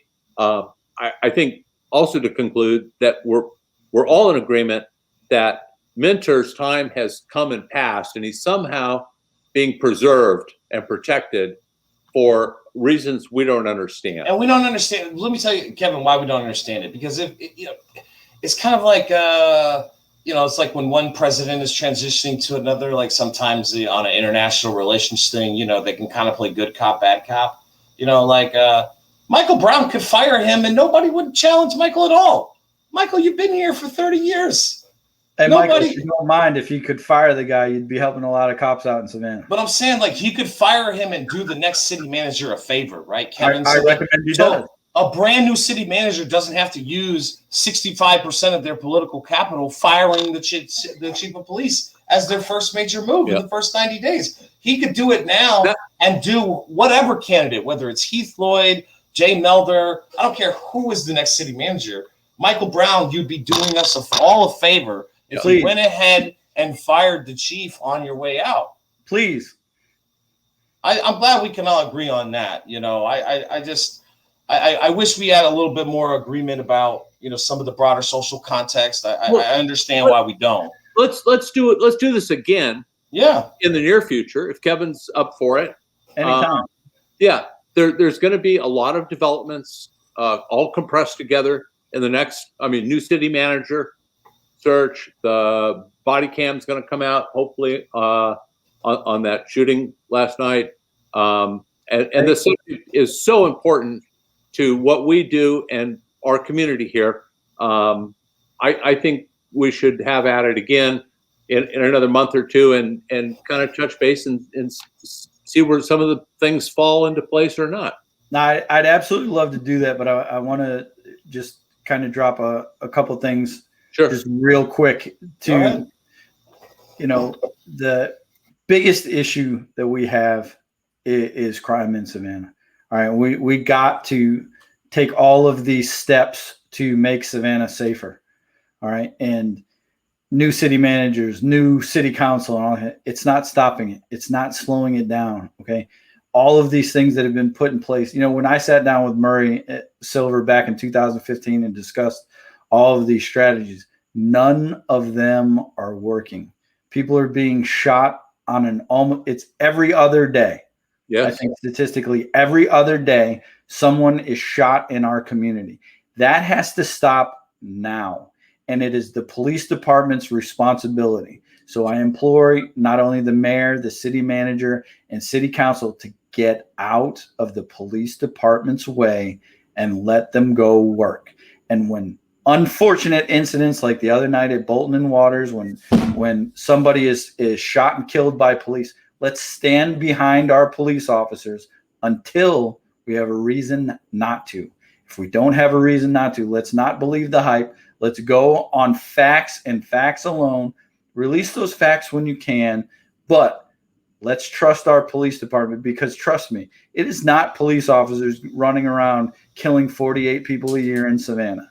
Okay, it is not. Well, look, as much as I understand your criticism of the politicians, you saw 3 aldermen the day after this shooting hold a press conference where they used the opportunity to politicize and criticize their colleagues on council. Yeah, I can play that. I can pull it up and play it for you if you haven't seen it. Please don't. I watched it the first time. It was hard enough. And the action news approach to city counseling or city leadership is the wrong way to go. Let's not try to sensationalize and put microphones in front of us, because the thing is, you're not really putting out any information. You haven't been given any information. Looking at you, have no information. Looking at you, Alderman Leggett. Looking at you, bro. Looking at you, man. And on the scene live. I have all the support in the world, but when Ricky Boyd was shot, you and Alicia Blakely, the first one saying, "Kill the police." They're lying to us. That was not the fact. When the young man ran from the police in handcuffs, tripped and fell on his face, but he told his mom that the police beat him up. You jumped on that one and said, "Hey, stop doing any of that. Let's support our police department until you have a reason not to." These are all the psychological effect that has on police officers and trying to do their job. I have a podcast. It's called End of Watch with Bootsy and Sal that I do with a retired ATF agent. And we talk a lot about the mental health aspects, because I ruined my own career, and I feel as a failure of my own duty. I let the city of Savannah down because I could no longer contribute in a law enforcement capacity because of my own conduct. All right. But it happened for a lot of reasons. We discussed those reasons, and, you got worn down. You got worn down. It beats you down over the years, and everybody copes with it, man. Everybody turns to something. Nobody's perfect, and we all have our weaknesses. Mine caught up with me, but what I try to do on a daily basis is, I support the guys to try to alleviate some of that pressure and say, look, nobody's perfect. You go out there and if you go out and do your job with integrity, which 99% of our police officers in this country go out and do. Let's stop pointing a finger. Let's not let the first instinct be, oh, it's police corruption, because it's not. Yeah. All right. Let's stand behind our police officers and take some of that anguish off of them. And, I know you're going to see that this shooting, it was a justified shooting, just like, because believe me, in this day and age, if it were a bad shooting, you'd already know. You would already know. Okay. I don't know, man. I think that, again, if past prologue, I think there's justified reasons for, a lot of the things you're talking about from the perspective of, certain communities in this town. Do I agree with it? Do I condone it? Of course not. But, that doesn't mean that there aren't some logically justified reasons for kind of what you're talking about. To this day, people will scream up and down that Charles Smith, for sure was not in the wrong. Again, I will tell you. I'm not here to litigate it, right? I'm not a litigator. Not at all. I'm not here to. I can't know what the truth is. Yes, you can. When you look at the history, absolutely can. I hear you. You can say that, but again, like when there's so much history of corruption, I'll make a suggestion. I'll make a suggestion. File an Open Records Act and read the Charles Smith investigation. Read it for the facts and find out for yourself exactly what happened, because it's all there in black and white. Well, what happened was a failure to search it properly, right? Well, that's coming from somebody who's never policed Augusta Avenue and Eagle. When you're sitting there you got a guy trying to get away from you, trying to avoid you searching them, and you're being surrounded by a hostile group. It makes a lot of sense to put somebody in the back of the car to move them to all the more reason we need 650 budgeted officers instead of 540, right? I'm not going to argue with you that I don't know what I'm talking about there, but I do know for a fact that that's a great argument for why we need 650 officers. Well, budgeted instead of 540. Quantity argument, and it supports the quality. Correct. That's a great way to say it, John. Kevin makes a great argument for better quality officers. And he agrees with our argument that you got to have both. We're not going to solve it if we don't get better quality, and we're not going to solve it unless we have, because there's no reason that guy making that arrest should be outnumbered like that, Yeah. And trust me, that officer, and matter of fact, little side note, when I was writing the book, I contacted the officer involved in that shooting. Okay, and they drug his name through the news and stuff. I served with that officer on many, many, many occasions for years. Okay, the most professional police officer I've ever worked with. Unbelievably good. Right. I wanted to write about that incident because I disagreed with how the district attorney's office dealt with it. But he asked me, in order to save any more anguish to his family or any publicity, not to use it. So out of absolute respect for this guy, but I'm standing in his garage talking to him about how it was all mistreated. And I'm looking at the plaques he has from the United States Army 75th Ranger Regiment, where his nickname is By the Book, straight as an arrow. And to see what they, did to his name and drug him through it was sickening to me. Gotcha. Kevin, I just pulled up on the screen. And again, for those of you who are listening, I read this article several years ago. You familiar with this article? I am. Okay. Where's this guy at now? Is he still here? Yeah. Is this guy being listened to? All right. We're talking about this article from the New Yorker, guys, from 2018. It's called "The Spy Who Came Home." Yeah, he's a cop here in Savannah who was former CIA. He's currently a detective on the department, if I'm not mistaken, or he was at least a couple months ago. I love the idea behind it, but he is the difference between a career police officer and a cop. He is a career police officer. Gotcha. So he's the guy we need to be listening to, right? Like that's no, you're saying no. No, he's not a career police officer. He absolutely is not. He is kind of like making Ben Herron a major in the police department as opposed to somebody like George Gundich. Well, I wondered why old Gunny didn't get it, but I don't know the answer. I mean, those brothers, that family has a lot of influence here. I do know that. A lot of, and the thing is, man, and Major Ben Herron, I think a lot of him personally think he's a nice guy. If I want to solve crime in Savannah, I'm not calling Ben Herron to do it. Okay. And that's the other thing. If I want to get a street perspective of human intelligence and how to deal with things on the street, I'm not calling, I think his name is Skin. I'm not calling Detective Skinner. I'm calling Rufus Brown. You know, I'm calling guys that are actually out there doing it and you know, have the experience on the streets. I understand I read the articles. I get it. I completely understand. If we lived in a world where I could go hug everybody and ask them nicely, hey, please don't, but you're always going to have that certain segment of the population that doesn't care how you speak to them. They don't care what the rules are. They're going to act out and they're going to impose their will on others. Those are the guys you have to deal with. Those are the problems. I want to leave you with a challenge, Kevin, because I know we're going to come on and have a part 2 on this. I think that'll be a great show, just like this was.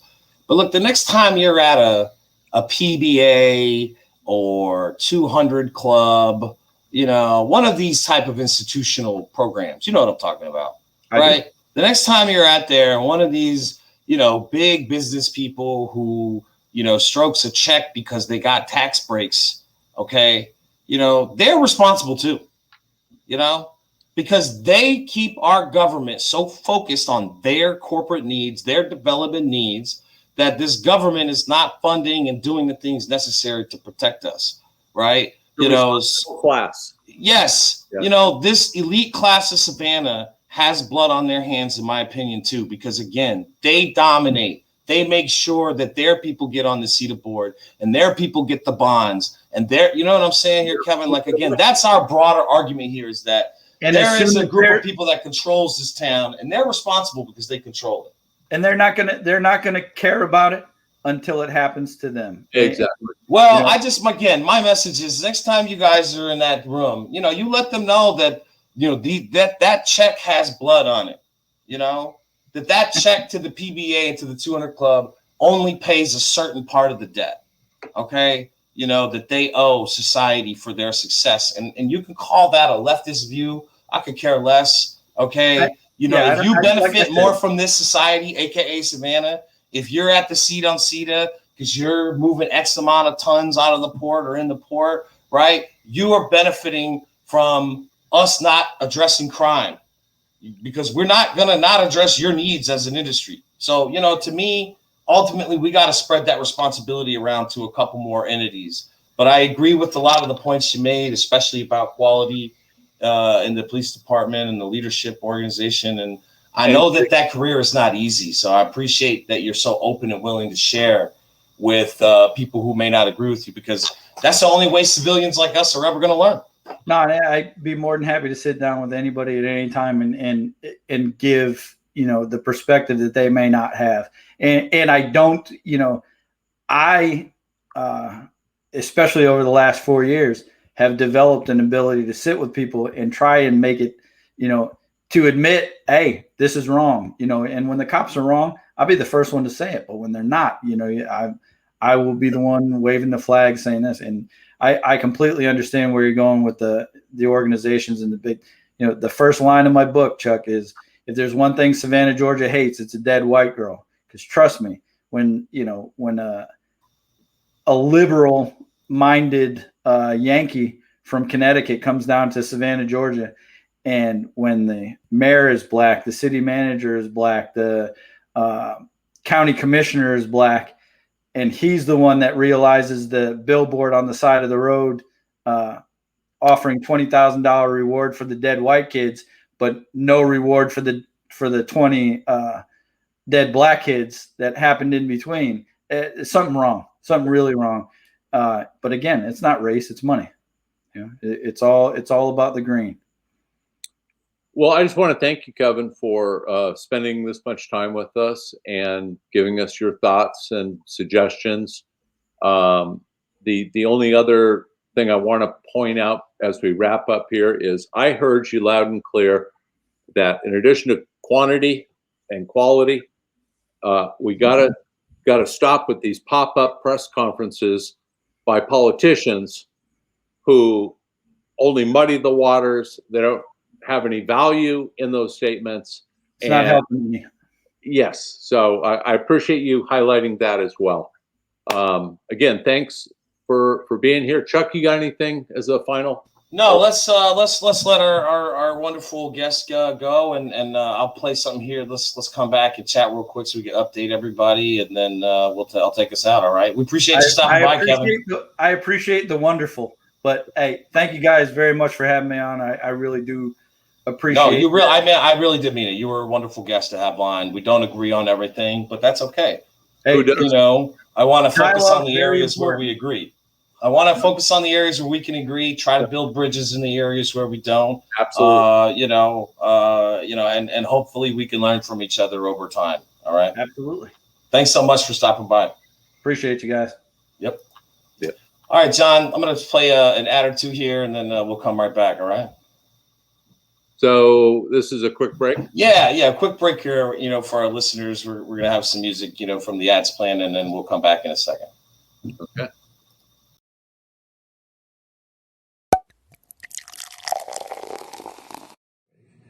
Savannah needs additional tourism.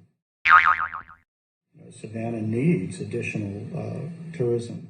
I mean, I appreciate our tourism community. I appreciate our hoteliers in particular.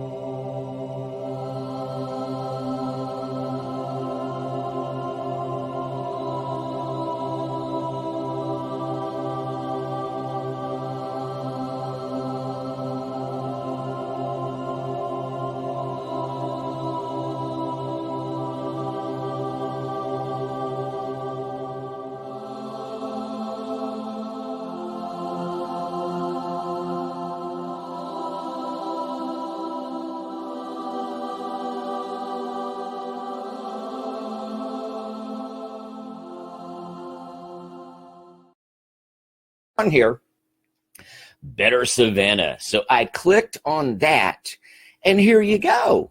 Reformation through policy. Better Savannah. Now, I got to give them this. They got better graphics than I do.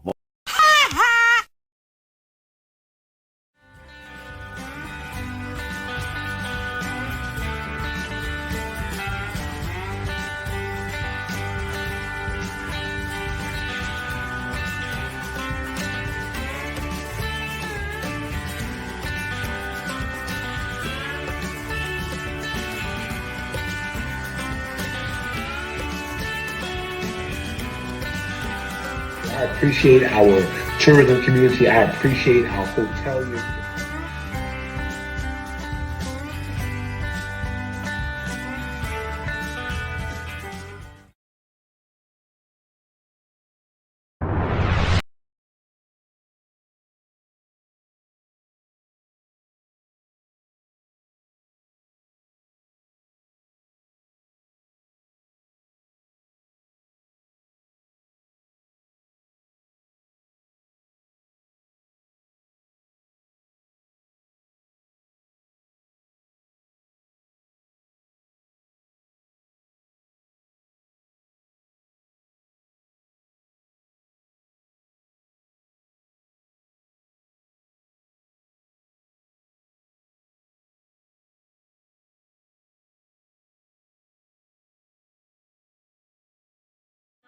Don't you think it's time for the city of Savannah to have an honest tourism management plan? Let SCAB start paying its fair share? And the hospitality industry needs to increase its wages? The impacts of new growth should not cost residents. All local elected officials on council and commission should have term limits. We're working hard to accomplish these policies. We need your help. Please contribute whatever you can, $5, $10, or $20, by going to bettersavannah.org. Donate. Thank you.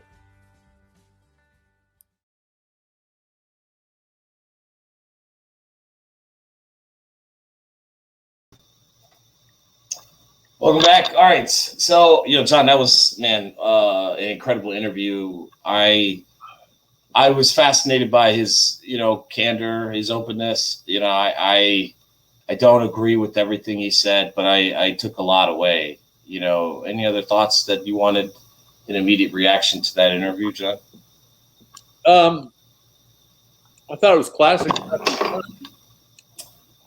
I thought it was a good guest. I meant what I said. I wasn't really trying to be facetious or anything when I said it. I thought he was a wonderful guest. I think he's passionate about what he believes. I think he makes some very good points about the department. There's some things we can learn from him.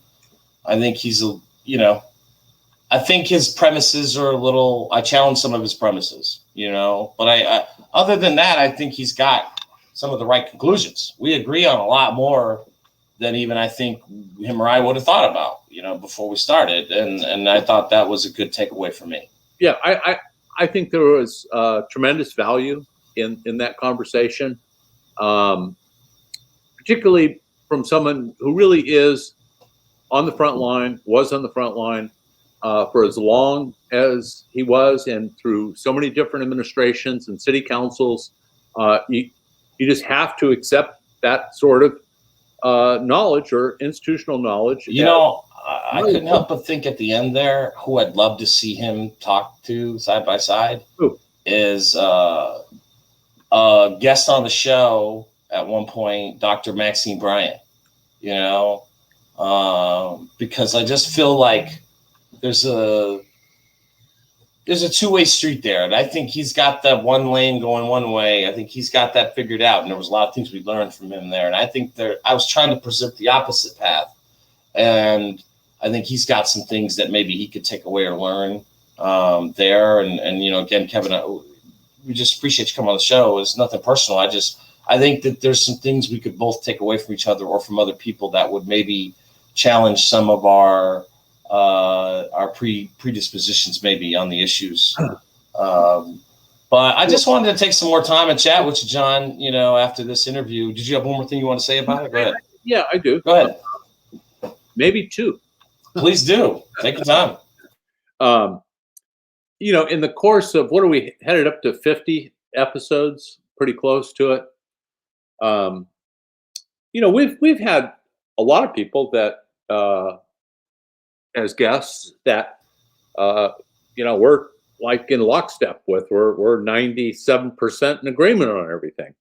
And when you get somebody like Kevin and you get, I don't know, just academically 70% agreement, that's a great show, because we're getting someplace, we're exchanging ideas. He agrees completely with us that the port and the SCAD and the CETA and the developer focus that our political organization, our city council, has contributes to the problem. And that's seminal to me. He's not laying it off on other things. He's accepting that we don't approach or think about public safety in the right way. There's two senses of public safety. There's the rich, siloed oligarchy sense of public safety, which is basically done, with a deficient police department that's underfunded and underqualified. And now huge leadership problems that should have been dealt with long ago, but this council hasn't, at least the majority that control council. And that was satisfying to me, Chuck, to find accord with him on that level. It's the core level of, our whole reason that this is a community. You're muted. I am muted. Obviously, I was super happy that he agreed with the bigger premises. Yeah. John, that the broader issues that we're fighting for, I think he understands why and agrees with, and that made me feel pretty good. I don't like the bluntness of, it's more popular to be a murderer than whatever that line was of his. I just think it's reductionism. It's reductive. I think it's not as nuanced of an argument. I'd like to see a little bit more. Like I said, I come to it from an economic and an academic sociological perspective. That's the background I'm coming to it with. So I'm gonna always view it in that light. He's a police officer. Yeah. He knows what it's like to be in those shoes. I don't. He's always going to come to it from that perspective. Yeah, I think it's important to highlight both, and I'm glad that we did.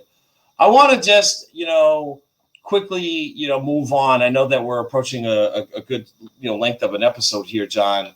But, this is going to release for Thursday's episode on the 22nd. And, couple of big things. There's a lot of, everybody, as we record this today on the 20th, everybody is talking about end market arena being announced for the arena. I kind of want to shout out Jim Marikis at the Savannah. Please support them and subscribe. He kind of put it the best way. This isn't a big deal, everybody. Why are you making it a big deal?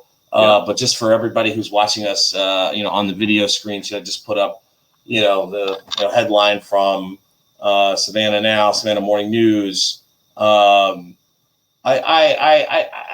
Look, guys, you all know how we feel about the arena. It's a boondoggle. It's going to lead to another $150 million in spending at the Canal District minimum. I'm not one that's really gonna, harp on it. But I will say this. Okay. I will say this, John. Okay. All right. Told you. You got. I know how you're feeling. You got a lot of these aldermen and this council who are making a play for the future, a la environmentalism, right, John? Yeah. Alternative energy. I said a couple of weeks ago, you got Alderman Palumbo pushing the aluminum to-go cup trial period initiative. Yeah. We want to reduce emissions to net zero by 20 whatever in the resolution they passed. I just kind of think it's ironic that you're hiring the Demir family, okay, who owns Enmark, aka Colonial Oil, okay. Yeah. Right. This is the oil company in town. Demery. I just kind of find that it's Demery. I'm sorry, I didn't pronounce it right. It's Demery family. Well, I just kind of find that to be ironic, right? I just find some irony in that. I'm not saying it was council's decision. I know it wasn't. It was OBG's decision. That's the management group. But I did just kind of find some irony in that, John. What did you think about the arena naming? Was that something that registered for you today? I read what Jim wrote, and I had to agree with him. This was going to happen. Yeah, it could have been, Starbucks or Whole Foods or some more appropriate company. But at the end of the day, Chuck, it was going to happen. The end of the day, the travesty is we're now seeing, based on a lot of the comments that the speakers made, is this was a tourism product. This was sold to us as a community venue to replace the Savannah Civic Center. And we now know that this was a full-throated Chamber of Commerce Visit Savannah initiative that sucked out $165 million of taxpayer money. Will it be successful? I sure hope so, but I doubt it. And I think what we need to brace ourselves for is, 2, 3, or 4 years of constant haranguing that, oh, the canal district has got to get started. It's got to get going. We've made this huge investment over here on Stiles, and without that canal district, we're jeopardizing our major investment. So I don't look forward to that, Chuck. I think that was a bait and switch, and I don't want anybody to tell me ever again that the service district population is 145,000 in the city of Savannah, and I don't want to ever hear again that the arena was a community concept project that was fully vetted and detailed to voters. They're both bullshit. Okay, I think you're right. Yeah. Well, look, I want to end our show for this week with this reading piece, and I didn't get a chance to prep you with this because we were prepping for the Grogan interview. Sure. But I know that you'll know what I'm talking about as soon as I introduce it. Okay, so I have asked this question about Savannah Morning News. This is going to be a reading piece from Savannah Morning News, guys. All right. And you've seen me ask this question. The question is, does Savannah Morning News, its reporters and its editors, do they understand the difference between median and mean, between the average and the median? Okay. Because, John, anybody who pays attention to social media feeds knows Savannah Morning News has this hard-on for publishing the public government salaries of the local governments lately. Have you seen this? You've seen this, right? No. If you go, for whatever reason, and they're sponsoring these posts. So Savannah Morning News is putting these posts out there that highlight, and they're only highlighting in their headline the average salary. Okay? So the average is going to be higher than the median. You understand, John? Yeah. Right? Yeah. What's important to note is what is the majority of workers making? Not what the average of them are making. What is the majority of them? What's the median? So I just want to put this up, and I want to read this and get your reaction. All right. Okay. This is an editorial from the publisher, from the executive editor of Savannah Morning News, Raina Cash. Now, first thing I want to point out, it says the piece expresses the views of its author, separate from those of the publication. I just want to point that out. Obviously, these are Raina's views, but she runs the paper, so I think it's important to get to know why, okay? All right. Title of the article, Your Right to Know Why the Savannah Morning News Publishes Salary Databases. Written by Raina Cass. This was published this morning for the paper July 20th, the day we're recording this episode. The need to know is human nature. We have an insatiable appetite for discovery and revelation. Whether it's how an election was won or how the cake was baked, the more information, the better. That's especially true when it comes to our wallets. Money management matters tend to always rise to the surface. When it comes to how our hard-earned dollars are spent by us and for us, we pay full attention. As taxpayers, it's imperative we follow the money trail with hopes that it leads us to those holding the purse strings, making good decisions in our best interest. Of course, what's best is relative, but fundamentally, the expectation is for responsible, level-headed, transparent, and honest accountability from government entities. The public's needs and wants are bottomless. Budgets and balance sheets are not. Every red cent and where it goes makes a difference to someone. That's why the Savannah Morning News is publishing public records like the city of Savannah and Chatham County salary databases. Down to the last dimes, those salaries are set in large part by your tax dollars. Those at the top end of those spectrums make up a considerable chunk of the tax dollar distribution. They are names and faces you know, like City of Savannah manager Michael Brown, who earns $240,000 per year. Chatham County Attorney Jonathan Hartz, who earned $265,320. That's a lot of money. Good work if you can get it, huh? Yeah. They're the highest paid employees by the city and county, respectively. In all, 34 of the city employees have salaries greater than $100,000 a year. Chatham County, the larger body, has 72 employees who make more than $100,000 a year. But it's not just the six-figure incomes that are set by taxpayer money. In the case of both the city and county, the majority of workers earn $40,000 or more. Okay, this is something. All right, I just want to point out before I continue reading the story, John. This was a subscribers-only story. Okay, so this was not in the paper, I believe, this morning. This is just on the online edition. You have to be a subscriber to read this.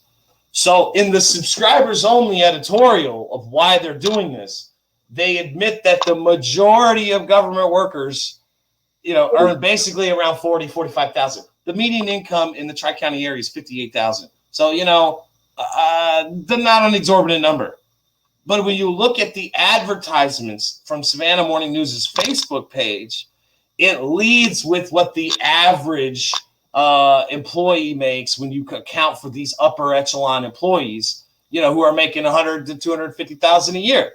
And so it skews the number to like their ad will say the average employee is making 79,000 a year, but that's not really what the number is. The median income is more like 40 to 50, which is very much in line with what the market is bearing here. I just want to take a shot at them. Like, it's just dishonest. Your advertising campaign for these stories is very dishonest. It's designed to stoke anti-government resentment on all levels, because you are misinforming your audience, Raina. When you go look at your Facebook advertising library and pull up the ads that I'm talking about, and you'll see exactly what I'm talking about, Raina.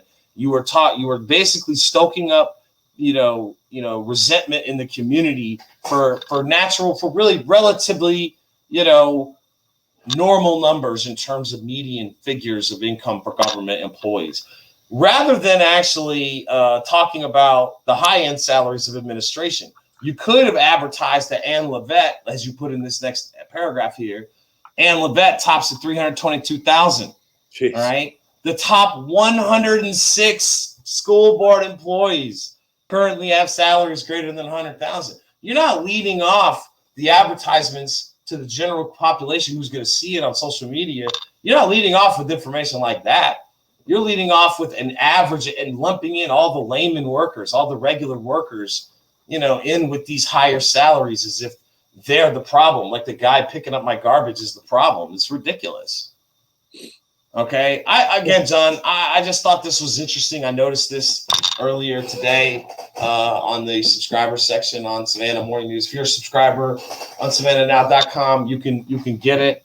I encourage everybody to, maybe send a letter and tell Raina that their Facebook and social media advertising on, this issue is dishonest compared to what the actual information is. So, John, I think this is going to end up being, what did we say? What was this? What number is this? 47? Is that what it is? Chuck, I've lost count. I think it is, man. Let me pull up our page over here. Everybody thinks that this is like the only thing you and I do, right? Like this is all we do is my only job. Sit here and twiddle our thumbs about Better Savannah.